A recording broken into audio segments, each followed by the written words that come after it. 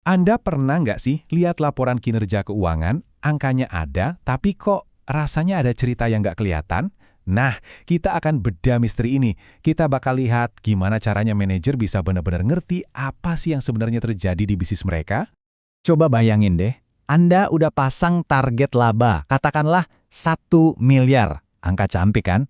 Tapi pas dicek di akhir periode, realisasinya cuma 800 juta. Loh, kemana perginya yang 200 juta itu? Nah, pertanyaannya itu bukan lagi sekedar kenapa, tapi hilangnya kemana aja. Ini dia misteri yang mau kita bongkar bareng. Jadi ya, inti dari semua evaluasi kinerja itu ya ini, pertarungan klasik antara anggaran dan realita, rencana lawan kenyataan. Anggaran itu kan ibaratnya peta kita, tapi realisasinya itu ya perjalanan benerannya, dan sering banget kan peta sama medannya itu beda. Oke, langkah pertama jelas, kita bandingin angkanya. 800 juta sama target 1 miliar. Gampang, tapi ya cuma tahu ada selisih gitu aja tuh nggak cukup.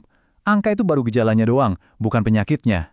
Tahu ada selisih 200 juta itu ibaratnya baru buka halaman pertama dari sebuah novel detektif.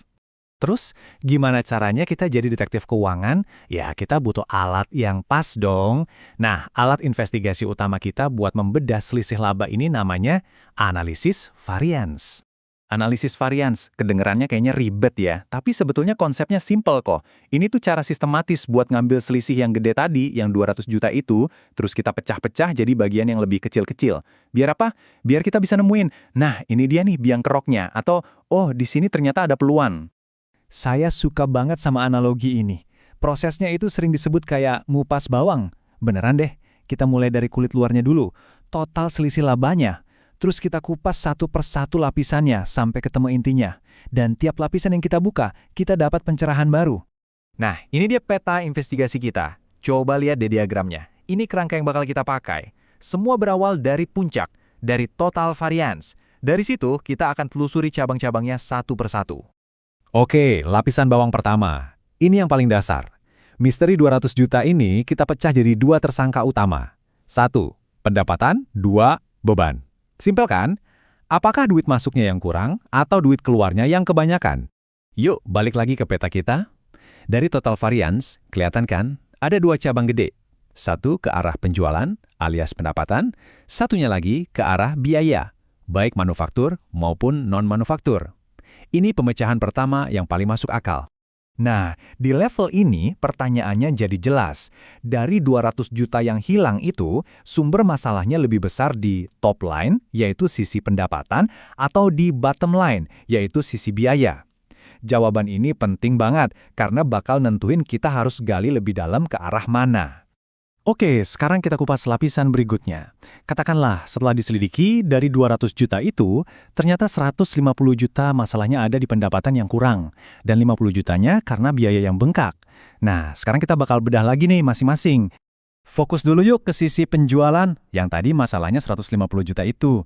Di sini ceritanya pecah lagi jadi dua kemungkinan. Jangan-jangan kita kebanyakan kasih diskon, jadi harganya lebih rendah dari rencana. Atau jangan-jangan jumlah barang yang kita jual emang lebih sedikit. Nah, ini yang disebut varians harga dan varians volume. Nah, rinciannya ini yang seru. Varians harga itu soal strategi kita, soal diskon. Varian volume itu nunjukin kinerja tim sales kita. Tapi ada satu lagi yang pinter banget, namanya varians bauran atau mix. Ini penting loh. Kenapa? Bisa jadi jumlah unit yang kita jual itu udah pas target. Tapi, ternyata kita malah lebih banyak jual produk yang untungnya tipis dan sedikit jual produk yang untungnya tebal. Nah, efek dari pergeseran ini ketangkepnya sama si varians bauran. Oke, urusan penjualan udah. Sekarang kita pindah ke sisa masalahnya, yang 50 juta di sisi biaya. Nah, di sini kuncinya adalah kita harus pisahin antara biaya variabel sama biaya tetap. Kenapa? Karena cara nanganinnya itu beda banget. Ngingetin sedikit aja ya, biaya variabel itu, ya contohnya bahan baku, yang jumlahnya ngikutin seberapa banyak kita produksi. Kalau biaya tetap, kayak sewa gedung, ya segitu-segitu aja. Jadi bisa aja kan, yang 50 juta itu ternyata karena harga bahan bakunya naik. Nah, paham bedanya ini tuh penting banget buat analisis biaya yang benar. Oke, kita udah tahu di mana masalahnya. Pertanyaan selanjutnya, terus gimana?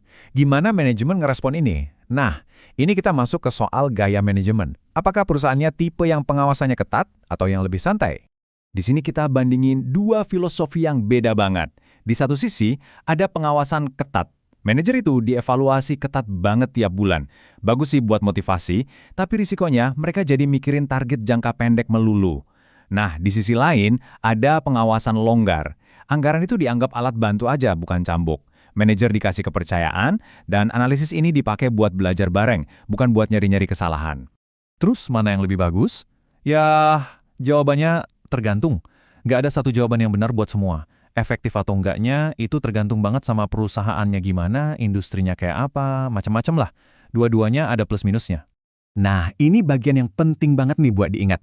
Analisis varians itu alat yang hebat, oke? Tapi kita juga harus sadar sama keterbatasannya. Ini bukan tongkat sihir yang bisa ngasih semua jawaban secara instan. Jadi apa aja batasannya? Pertama, analisis ini cuma ngasih tahu di mana letak masalahnya, bukan kenapa. Contoh, dia bilang ada masalah di harga jual, tapi dia nggak cerita, itu karena kita obral diskon atau karena saingan banting harga. Kedua, analisis ini cuma berguna kalau standarnya benar. Kalau anggarannya dari awal udah ngawur, ya analisisnya juga jadi nggak ada artinya. Dan yang terakhir, ingat, ini tuh ngelihat ke belakang. Nggak otomatis nunjukin apa efek jangka panjang dari keputusan kita hari ini. Intinya apa? Intinya ini. Semua analisis, semua diagram, semua angka ini jadi percuma kalau nggak berujung ke satu hal, tindakan. Laporan itu bukan buat dipajang aja, tapi buat jadi pemicu diskusi, pemicu keputusan, dan yang paling penting, pemicu perbaikan. Jadi, kita balik lagi ke misteri 200 juta di awal tadi. Pakai analisis varians, kita udah berhasil ngupas bawangnya. Kita jadi tahu, oh ternyata 150 juta itu hilang karena volume penjualan turun, plus kita salah jual produk. Terus yang 50 juta lagi karena harga bahan baku naik. Oke, kita udah tahu persis di mana masalahnya. Sekarang pertanyaan terakhir, dan ini yang paling penting, ada di tangan Anda. Kalau Anda manajernya, langkah apa yang akan Anda ambil selanjutnya?